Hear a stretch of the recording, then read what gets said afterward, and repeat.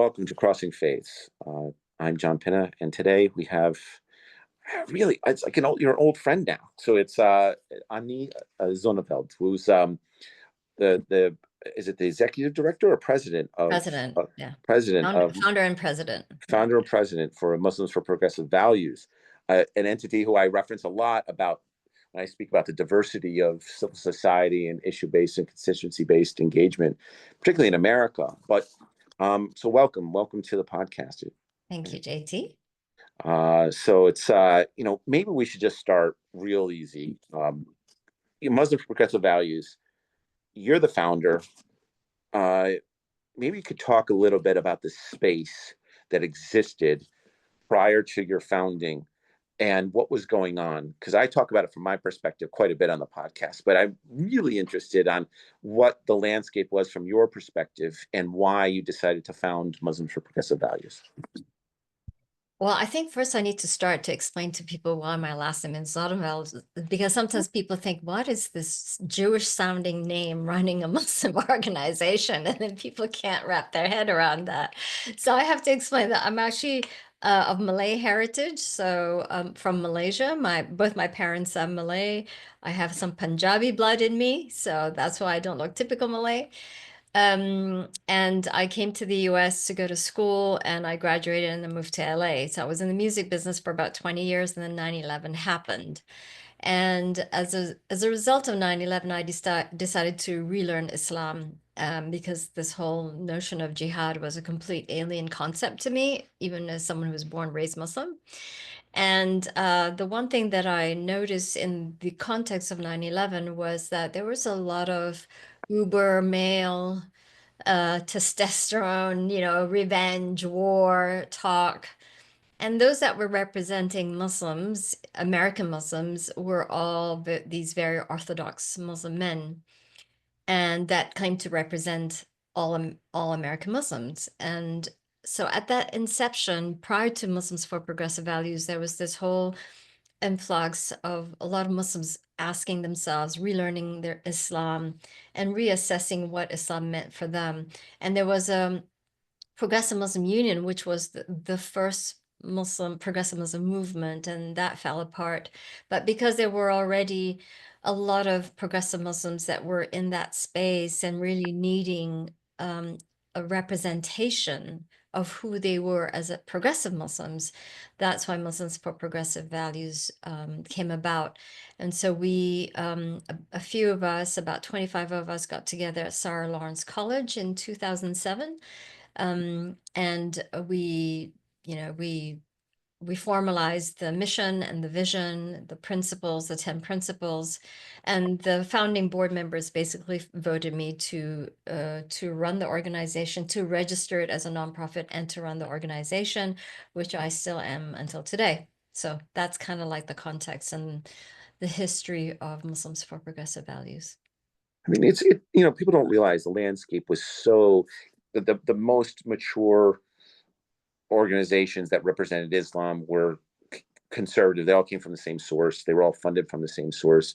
There was like I was at AIC, the American Islamic Congress at the time, and for a while we were the only alternate source. And then it was really, really difficult to break into the U.S. government and to break into the civil society space because it was so dominated by really 3 to 5 organizations that just made sure that they controlled the narrative. Yeah, that's right. They excluded the diversity of of Muslim voices in America. And so, so when Trump 1 came around, you know, uh, CARE reached out to us. And we've been very critical about a lot of positions CARE has taken. And I found that really amusing. And they were basically, sort of gauging where we were, if we wanted to collaborate. And they were really coming from the space of, holy cow, we've got Trump in office. There's going to be the Muslim man coming up. How can we collaborate, right, as Muslims? And I said in my response, like, this whole discrimination and this notion that all Muslims are the same is your fault. because Yeah. you've excluded the diversity of Muslim voices in these spaces. And you have dominated, like, to be a Muslim means you have to have a beard. To be a Muslim woman, you have to wear a hijab. This Sure. very narrow definition of what a Muslim is, to the point where when I was going to interfaith events in Los Angeles, and one thing you do is you introduce yourself and the faith tradition that you come from, right? So I'm Ani Zonneveld. I'm a Muslim from representing Muslims for Progressive Values, and the non-Muslims would say to me, "Well, how come you're not wearing hijab?" Like Sure. almost like I'm like, "I'm sorry," So that's the context that we're, and to some degree, we're still in it. It's just amazingly stubborn to break through. Yeah, it was very tough. I always say it was interesting. There was an interesting shift because like Care and Isna were they were the only game in town for the longest time. And if you were kind of like, I always kind of go like this with people. I say, well, all right, the far right was like Care and Isna and all these guys, right? And there was nothing beyond them. And then you had like Al Qaeda and then ISIS over here. So they became like just like right of center Right. and so it was there was this they became actually very very reasonable, but from a Muslim perspective they're still far right, even though they're Yes. not pulling triggers, and it's all Muslim Brotherhood stuff. And so um and it was very very difficult because I just my I remember going to the civil rights division dealing with and with Mark Treen and Eric Holder and you deal with you go to Department of Justice to advocate for civil rights of your constituency. And while I was at the American Islamic Congress, and I remember Imam Majid, my first like meeting with him, and Imam Majid was the head of Adams Mosque, and Yeah. he always represented Islam just because his mosque was in proximity to Yeah. DC, and he Yeah. represented all Muslims. It's like I know. it's crazy town, right? And I have this story of like we're walking out, and this was my first meeting, and I was really kind of young, and he's a very big guy, better than 6 feet, and he Yeah. put his paw around me on the as we're getting into the elevator, and he said, John, I know a little bit about you, blah blah blah. He goes, but you don't have to worry about this. We've got this covered. Mm. And I said to him, I go, well, but you're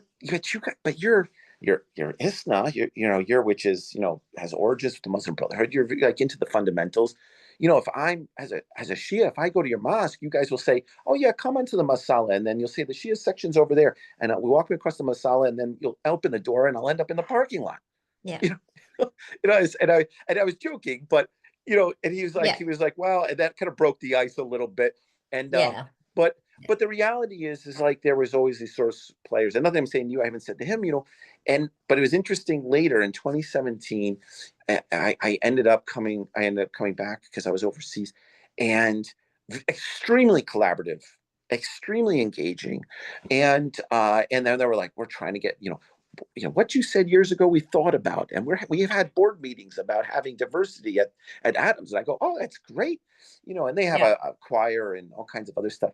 Yeah. And so, but this problem is it's still, there's still gatekeepers, and there's still this control of access because people have like their Muslim, the people that they're familiar with, right? Yeah. Right. And that's what happens. So but let's talk a little bit more about Muslim progressive values. Like what that there's a one of the core elements is your 10 principles, and I think that's really interesting to kind of have to time talk about. And maybe could you just walk me through the 10 principles of and how those are your sort of operational inspirations.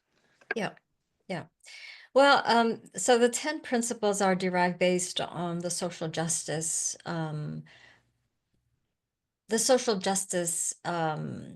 spirit values of the Quran.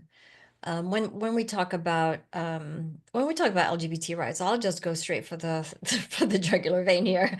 When we talk about LGBTQ rights, we're talking about human dignity, and we're also talking about from the sacred texts as and how LGBT people were treated or were described in the Quran as, they're part of society, and they're not even described in a demeaning manner.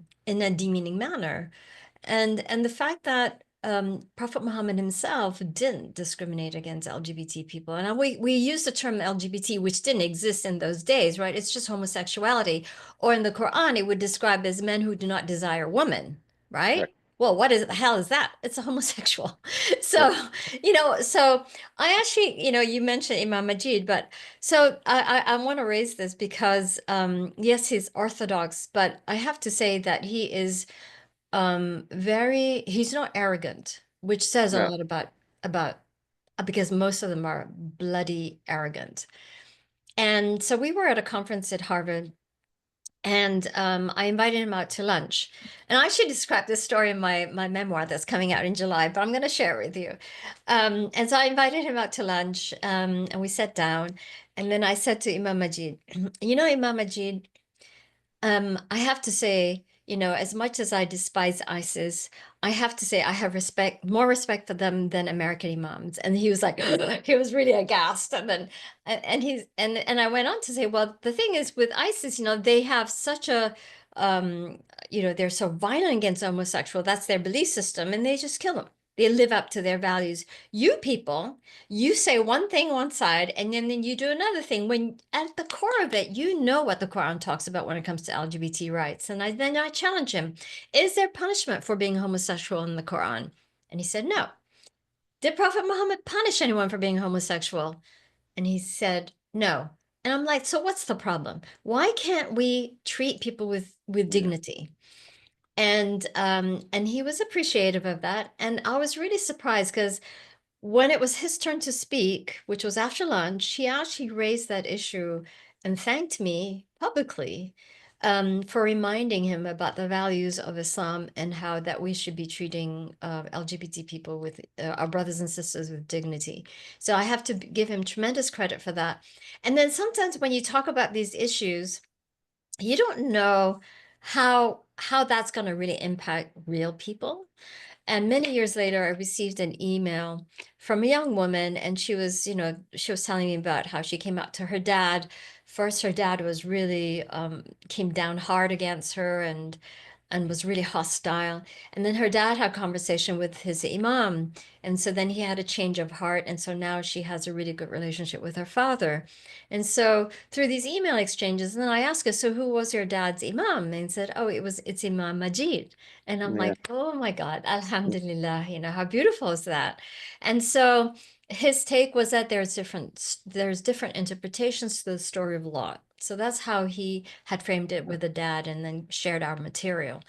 Um, so so at the end of it, when we talk about our 10 principles, we look at Islam as really about social justice and how at its heart, it's the impetus for its revelations when it comes to treatment of women and girls, when it comes to, well, the environment and just the anti-tribalism, the anti-classism. That's all what we're going through right now. The economic well-being of people, of women in particular. That was what Prophet Muhammad was advocating for in the context of Islam as a human being. And so Yeah. the fact that the first female imam was appointed by Prophet Muhammad himself, Waraka. Why in heavens are we having this issue with women being imams? It's just Right. so, I know that's not the case with all Muslims, like Ismaili are just so egalitarian on these issues. Yeah. It's like you say, the norm.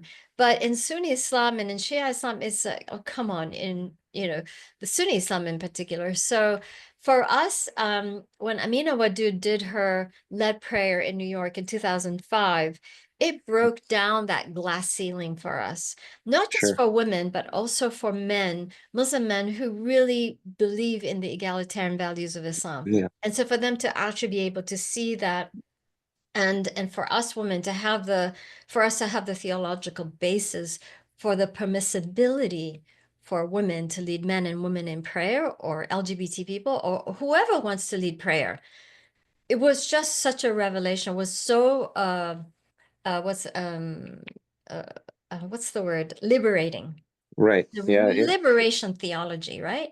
And Sure. so for Muslims for Progressive Values, since 2006, I've been leading our community in prayer, both men and women in prayer. But we what we do is this: we take turns Because the last thing we want to do is like, oh no, women have to lead prayer. No, then we're becoming just as bad as the patriarchs. So for us, it's about egalitarian values. It's about leveling the fields, and so giving everybody the opportunity. So when I speak about our values in the context of MPV, I always say everyone should have the opportunity, should take ownership of their leadership responsibility, their spiritual leadership responsibility. Yeah. Everyone.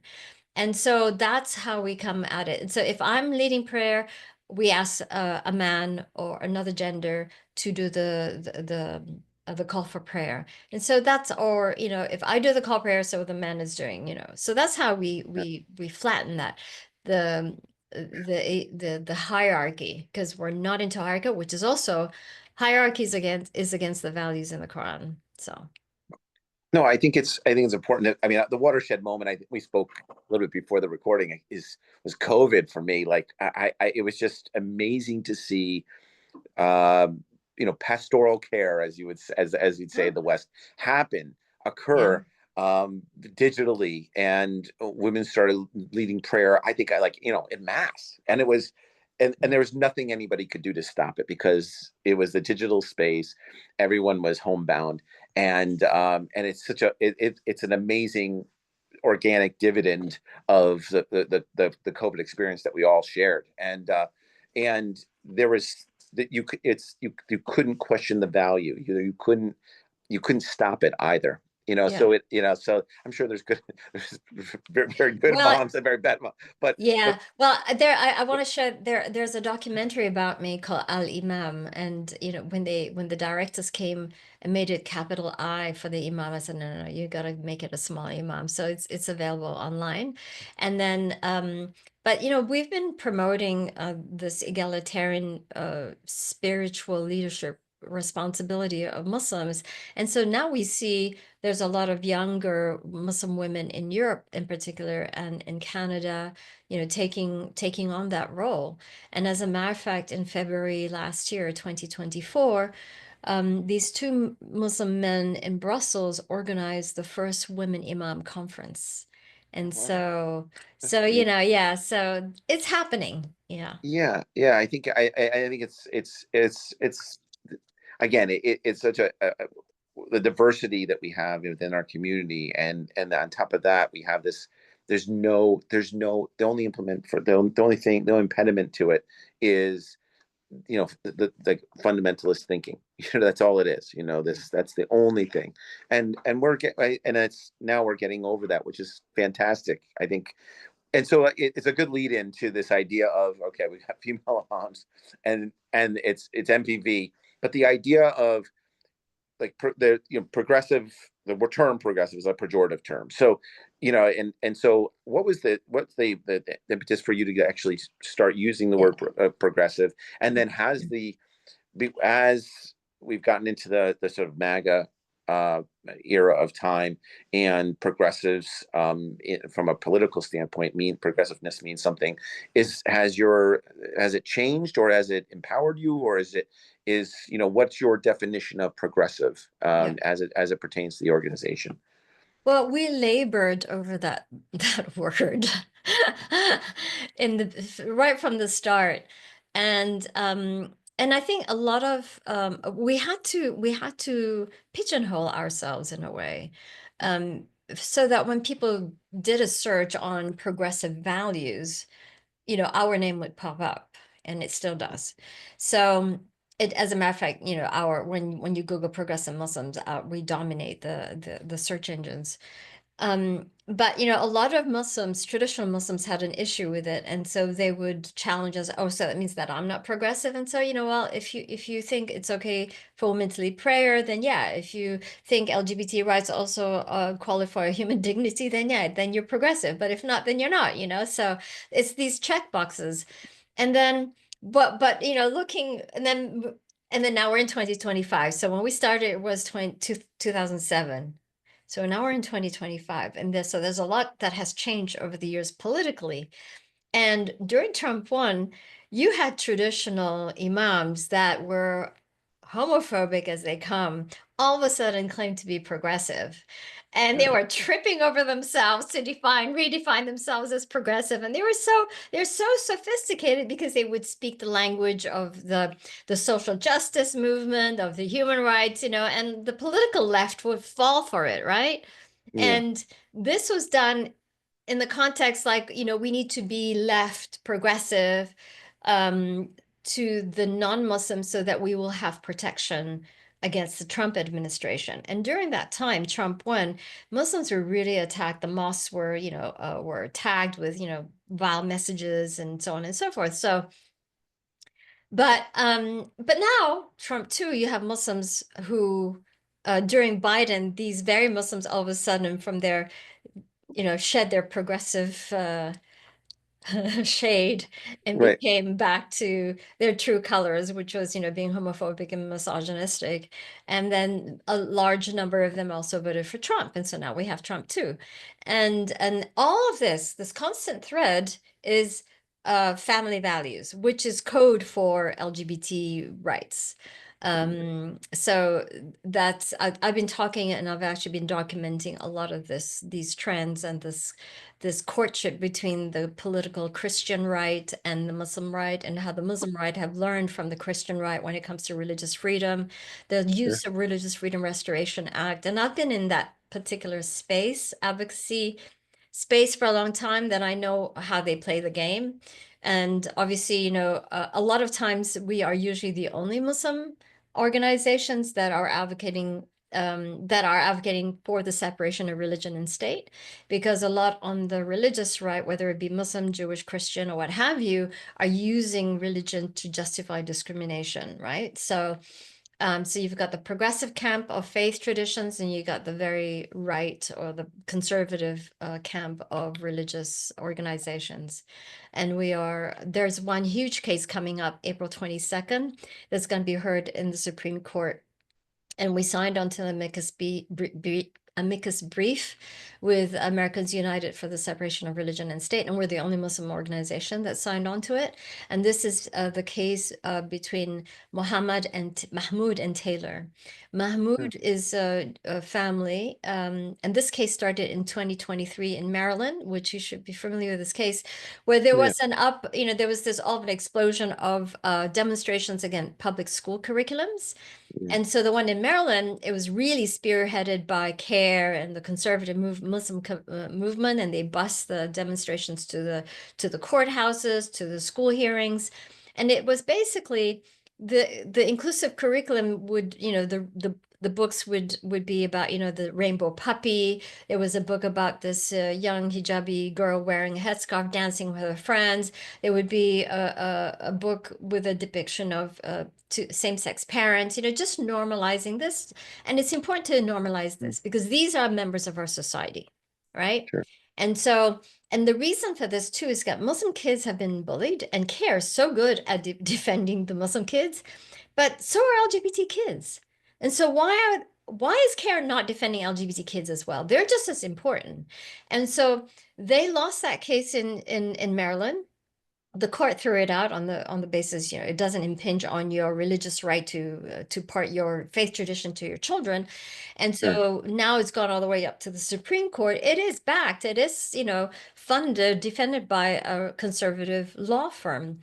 And so that's the case that's going to be heard. And what they've also done is that although it's Mahmoud versus Taylor, Mahmoud can now consist of conservative Catholic families and other Christian families as a way to win over the conservative judges on the Supreme Court. And so this has the potential of completely dismantling our public school system. And so our position is that we need to stick up for the public school system that is egalitarian, that is inclusive, because if we as American society are going to be learning from different curriculums because we can opt out, we are not going to have a cohesive society. That's it. Right. We already don't. It's just going to get worse. Yeah, I think it's very interesting. I mean, Muslims for Muslims, we work very hard, very closely under the, like I said, you get the imam message, and then you go to dignity, and then we get to religious freedom, right? That's how Yeah. we get there. Yeah. But I've been involved most of my career, and it's a one of the wrote an article about this, and then also sent a letter to the president about the how concerned we are about the change, right, from religious freedom, which is freedom to believe, not believe, change and choose, to religious liberty, and Mhm. using that terminology, which means that now I can exercise my religion as I see fit, even if that's discriminatory against you in the Yeah, public space. yeah. So and the faith-based neighborhoods office is shut down at the departments at the White House, and now it's a religious, it's faith-based, faith and religious liberty, and and it has a lot of specificity on the interpretation of that, which is far from religious freedom, and it empowers the a person of faith to say, this is how I practice my faith. My faith means that I can discriminate towards you, or because you're not my faith, I don't believe you're a person. Yeah. So and if you choose not to be my faith, then you aren't a person. Yeah. So, and it's a really strange terminology there, and that's a really big shift that we're really concerned about. That speaks to the case that you're talking about. The But idea. a lot of Muslims are on the side of Mahmoud. Yeah, Yeah, well, a lot of the conservative Muslims, the well-organized Muslims, like the Islamists and the Cares, that's the yeah, problem. Yeah. yeah, and so that's, it's an interesting, I'm trying to anchor that in like in some, religious liberty versus religious freedom. I You mentioned LGBTQ, AI rights, and a lot of people would say, oh, but Muslims, we're saying one thing but doing another. But the struggle, I think, is really, it might be really interesting to talk a little bit about the killing of Imam Hendricks, Yeah. and how Muslim, MPV looks at that, and what, because that's something that everyone knows. How is MPV reacted, and then taking that to the next step, where you're using your 10 principles to operationalize a different narrative within the Muslim community?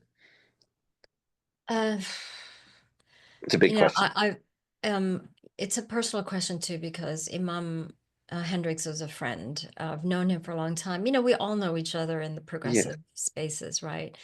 And we've worked together. As a matter of fact, last year he did a video for us in Urdu, and apparently it's supposed to be the first time an imam spoke affirmingly in Islamic and theology, affirming of LGBT rights in Urdu. So he did that video for us, and so it's on our website, it's on our YouTube. Um, so no, it was I got this message like first thing early in the morning from a friend, the video of him being shot, and um, he's told me many times the number of threats he received, and there was one instance where somebody actually went to the mosque with a gun, looking for him to kill him. His staff was there, and so they said, "No, he's not here." So the guy left. But that's kind of like the life he let the threats he faced on a daily basis, and for him, but he was at peace because he was doing God's work in the most loving and compassionate way. And so he yeah, was at peace. He knew if he was going to go tomorrow, he was fine. And that's how he lived his life. And for us, it was his killing is just an example of what, and I've said this so often, that the message of hate coming from the theology of hate, coming from the mosque, is not benign. It yeah. is not benign. And so it crosses over into an act of violence very easily. And the mosques are not taking responsibility for this. This happened at the what's the name of that club in Florida where they got shut up? I can't remember the name, but I know the one you're Um, speaking. Yeah, Darn it, I should remember. yeah, Anyway, so when that happened, the Muslim guy was claiming that he was affiliate with ISIS. All of a sudden, he declared his affiliation with ISIS, but that was just, I think, just a farce. But he was a homosexual, but he was so imbued in self-hate for right, being a homosexual, even though he was married and all that, that he had to go down and kill all these people with him, right, right? right. Yeah, And that mosque that he belonged to was propagating this hate theology towards homosexuality. And so, when that happened, I wrote a really strong op-ed against mosques that have continued to do so, and I basically called them out. I called them all out. And of course, soon after that, you had, all your traditional imams coming out and it says, "Oh, we support LGBT rights. Oh, we support women's rights." I'm like just laughing Sure. because at the hypocrisy of it, right? So you may say so, great, but what are you actually doing about it? What kind of values are you teaching the children in your society when it comes to this issue? And that's why it's hypocrisy. Yeah. So we've always been, before Hendrix's killing and after Hendrix's killing, our messaging has been consistent, calling it out. There should be no hate in my faith. We even have a tagline. We have a program that's like, no hate in my faith means that you shouldn't be demonizing anyone, whether it be Sunni against Shia, Shia against Sunni, Muslim against Jews, against blacks, against homosexuality. I don't care what the other is. We need to stop this hate, the theology of hate.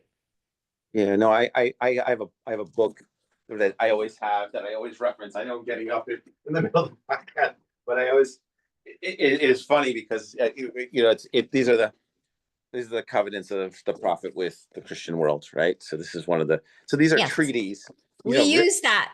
Oh my God. When we promoted that in our social media, the pushback we got oh, from the conservative Muslims, because they don't right. want to know, and they don't want others to know that Prophet Muhammad actually had covenants with the Christians and the Jews and so on, because that's who he was. And I learned about that when I was about 35 years old. I'm like, why the hell didn't I learn about this as a child?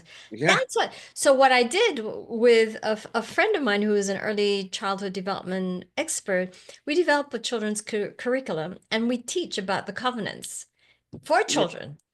It's I mean, in his own words, like, so and it was funny because it's like a multi-faith madrasa here in the office, and so I was talking, I was I advocate for different faith groups, religious minorities all over that, and I was the Assyrians. I was working with the Assyrian people, and I go, well, why aren't, and she was like so like hard on Muslims. And I was like, I don't understand. I was like, Muslims are persecuting Assyrians? And she goes, yeah. I go, but there's a treaty in place. Like Yeah. and then she's like, what are you talking about? So I pulled out this book and I go, there's a whole chapter on it. And I go, how come? I was like, the original copy is in I don't know if it's in Istanbul or Ankara, I can't remember. And I said, but the transcribed copy that was made in the prophet's lifetime is sitting with the patriarch, your patriarch. So how come he isn't pulling that out? And there's actual stories of like conflict happening, and then they pull out the treaty, and all the Muslims stop. Yeah. There's actually, because they're like, we're not going against the prophet, and obviously, and so how difficult it was it was very difficult on both sides to actually utilize the copy and then socialize it, and nobody wanted to use it Let on me tell either you side. something, JT. The hypocrisy in the interfaith circles is, oh, I tell you. So, the freedom of the religious freedom roundtables, right? Yeah, yeah. Okay. So, We were a founding member in 2009 of it, and I mean that's how I'm embedded. Like I help operationalize the ministerial. We do, so it's like I call it the business of Earth. Like there's the business of Earth. Yeah, So I was in that circle for a long time, especially during COVID. It yeah, became virtual, which was great. So someone like me in LA could sit on it.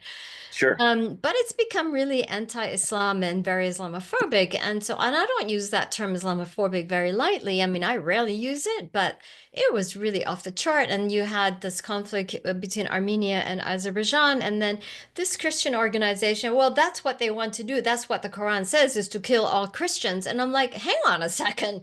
This is supposed to be a safe space.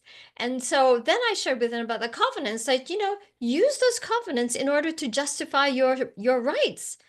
Well, do it, of course, because why? Because that gives an image of Islam of being a human rights defender, and they don't want to do Right. that. They'd rather be Right. fighting. So Yeah. that's the hypocrisy of religious organizations. Yeah, Muslims no, included, especially, but yeah, all of them. it's very difficult. I mean, I work in process. That's one of I'm a government relations guy. And so it's I don't. One of my step members still sits on the round table, but it's still very difficult because I always say, look, religious persecution since IRFA, since the International Religious Freedom Act of 1998, has been on the rise. It's not like it's dropped. And why is that the business of Earth is a small group of NGOs that aggregate the funds, goes to salaries. There's not a lot of boots on the ground programming, Yeah. and there's not a collaborative component. It's not like there's reaching out to organizations and trying to really chew on the issues so that they can operationalize, dignity or a persecution. A lot of times, religious freedom now means we want to practice, predatory proselytizing or coercive conversion, and that's No, not it's across. all about it's all about their particular interest. I mean, if you look at it, the Christian groups are only concerned about the Christian and young girls in Pakistan forced into marriage and had to convert in that marriage process. But how come you're not talking about against child marriage in Pakistan with Pakistani girls as Muslims? That's not important to you. So that the lack of the lack of concern is just it shows for me the hypocrisy of a lot of these organizations. You're concerned about the Christian Nigerian that has been lynched by the Muslim mob. I completely agree with you. But why are you not talking about the reversal of prejudices and so on and so forth? Why are you not addressing the rights of Ismailis? Why are you not and Muslims don't care about the rights of Ismailis or the rights of Shias in Pakistan. Why not? They're human rights too. Sure. It's just and that's why, and that's just on the international level, but on the domestic level, that's also why when you're talking about everybody just taking the money and just paying salaries, because they don't want the problems to go away, because that means then they don't have their job is eliminated, right? Yeah. Well, it was funny. I was having, well, I don't know how funny, but I was chatting with someone who's now a senior vice president in one of these NGOs, and we were chatting. And when he was in country, he was getting his PhD, he was getting a salary, and moved his family overseas. And I said, well, now that you're through your PhD and now that you're a senior vice president, I said, what's on the agenda? And he goes, well, religious persecution is a growth business and it's good for us. And I was like, and so I go, so are you doing anything to mitigate that? And they go, well, on the Christian side, we do that, and then we keep tabs on what's going on over on the other stuff. And then, but that's the mindset is that it's, and I've been asking around, because I know all the seniors and the groups of the people, and I go, so how do you feel about this? And one of the examples is when I was involved in the two Sudans, right? Yeah. And I remember it was like Save Darfur and all these other organizations, and they merged into one, like United to End Genocide, and because they didn't know what to do. I mean, of course, they didn't know what was going to happen with Sudan now, but they didn't know what to do because they had achieved their mission, right? They had gotten to a point, and then they said, "Well, we don't know what to do. We have all this staff, so now we have to go. We have to become United to End Genocide." And I said, "Oh, okay." I said, "Well, what does that mean?" And they said, "Well, we've created a standard, and the standard is if we hit 7,000 people are being uh, are receiving genocide in some manner, shape, or cultural, or ethnic, or direct or indirect, then it's genocide." And I go, well, what happens if you have a population of like 3,000 people? Hmm. Right. So like the Kalasha, for example, right? The Yeah. Kalasha people are cousins of mine, right? So I'm Indo-Greek of Bactrian descent from the Kham tribe, right? So like the Kham don't exist anymore. But on the other side of the mountain are the Kalasha people, and there's three valleys, and there was 15,000. Now there's like 3 to 6, depending on F7. So like that number doesn't count, Hmm. and because you need to have a sustainability model to maintain your justification of your organization, right? The definition of genocide, I've worked with the UN office, responsibility to prevent genocide, and the prevention of genocide and their responsibility to protect. And so, it's not the numbers, it's just the intent. Right. So even if it's one, it's Right. And that's the, it's interesting. I don't know what their business model is now, so I can't speak to that. But I remember back then when they had those conversations, I was like, that seemed very peculiar. But, it has to do with that idea of the business of genocide or the business of earth or the business of, and that's really difficult to bear. Because I remember, being in the meetings with you, and it's difficult because you're always trying to manage and juggle things. But we have, by any rubric, religious persecutions on the rise, for example, Yeah. and there's there with, since the ratification of IRFA, for example, in 1998, there really hasn't been any impact that we can speak to. There's been some small wins, but religious persecutions on the rise, and the question is like, why? And I'm very particular about like the small group that runs the roundtables, that runs the earth, the business of earth. But it's interesting, and like that, and that's why I think your organization is impactful. You're creating a different space for the conversations to happen. You're not making up as you go along. You're anchoring your philosophy, and you're operationalizing things within the construct of a community, theology, and identity, and Yeah. that's neat.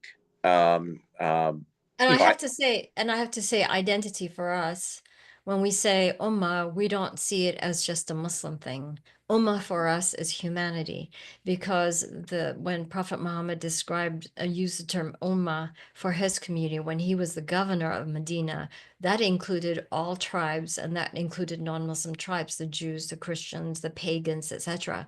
So Ummah is not exclusive to Islam or Muslims, and I challenge that definition all the time whenever I can, because it's that ummah definition that makes Muslims like, oh yeah, this is just exclusively ours. It's like, no, that's not what Islam is about.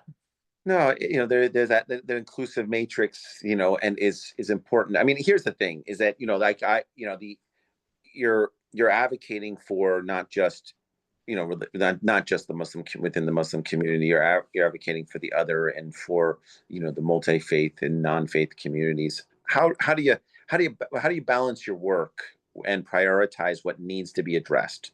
And because I know you got a busy schedule, and I want to leave with the idea of really how do you get your arms around this beast, Yeah, prioritizing is actually very difficult because it's hard for me to say no. That's one problem.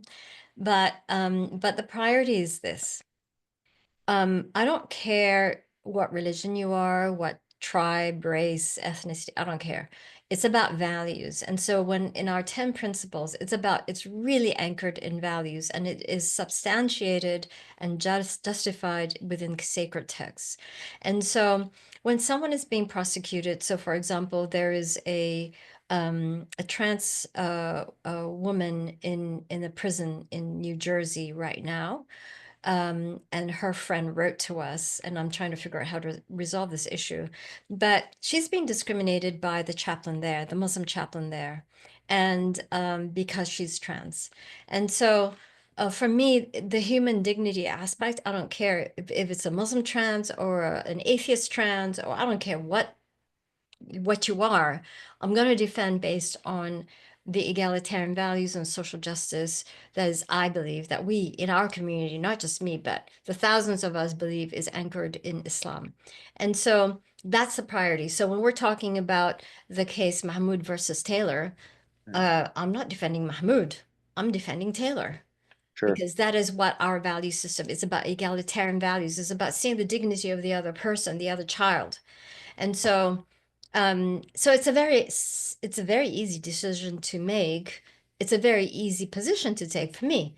So the fact that there's not a lot of Muslims, or hardly any Muslim actually is doing this work, is just shocking for me. Yeah, yeah. I think there's the problem. I think that the challenge is that there's not you either have to go with the status quo, or you have to then kind of muddle through and become sort of a cultural Muslim, right? That the idea that you're that you're not following the traditions within the community, But the because there's tradition is to defend human rights. well, but you and I both know that, and we do that. I think the challenge is that there's a struggle. I think it's much safer space now than it's ever been. Yeah. I think, I mean, Well, you, because the younger generations have caught on. So they're like, oh, I'm done with the mosque. I mean, let me tell you something real quick. So in between January 1st and March 31st, 2025, we received 222 interfaith marriage inquiries because we conduct interfaith marriages with no conversion. 222. So that kind of gives you an idea of where the Muslim society in America is going. And, I've been conducting interfaith marriages since 2006. Um, and 99.9% is interfaith in that the non-Muslim does not convert to Islam. right. So because there's no compulsion in faith. Sure. Yeah. Surah 222. Why in heavens don't we practice that? So I mean, it's like it's so black and white about our values, about our value and how those values are anchored in the Quran. And the fact that you have all these, resolutions, the Aman thing, there's so many others that's happened in the last 5, 8 Yeah, the years. Marrakesh and all that Yeah, stuff, the exactly. Cairo And Declaration. I'm like, oh my Yeah. God, give me a break.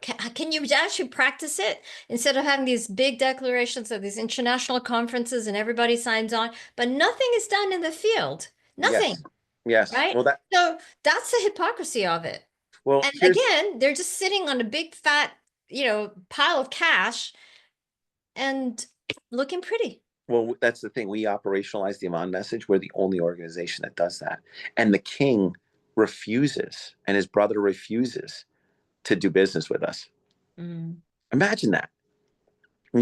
So it's like, and I told him, I said, we don't need you. You guys are all sent out uniform fatwas. So now I don't need, I don't need you guys. I don't need the authorities because you guys all have that uniform fatwas. So I can go to Usmani or Sistani. I could go with you guys because I'm already empowered to do that. So even if you're not part of my community, we then can just like this guy, just like these covenants, right? Yeah, Is that I can operationalize it if you are aware of that they exist. And if not, I can I can yeah, show them to you. yeah. And so, but the operationalizing things is really that's the deficit. It's The like, operationalizing it is, first of all, nobody's going to read that book.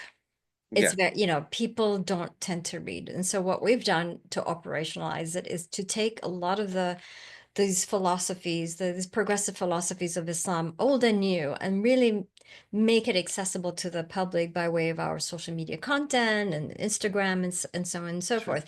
And so the younger generation is, or young and old are reading this, and there's a holy cow, I had no idea this is so beautiful. And then that makes them proud to be Muslim, right? yeah.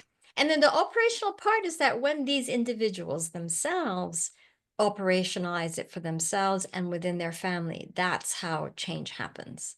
Yeah, I think I think it's a wonderful final note is that comment. I mean, I think the idea of digesting it and then being forward just even on the smallest scale, and then it becoming part of the culture of your life, and getting away from the culture of shame, which is somewhat imposed, either purposely internally or externally. So, but thank you, Ani. I appreciate you taking the time today. It means a lot, and we'll have to have you on again to talk about Yeah, yeah. that. I thoroughly enjoyed our conversation. So Yeah, anytime. Yeah, it means a lot.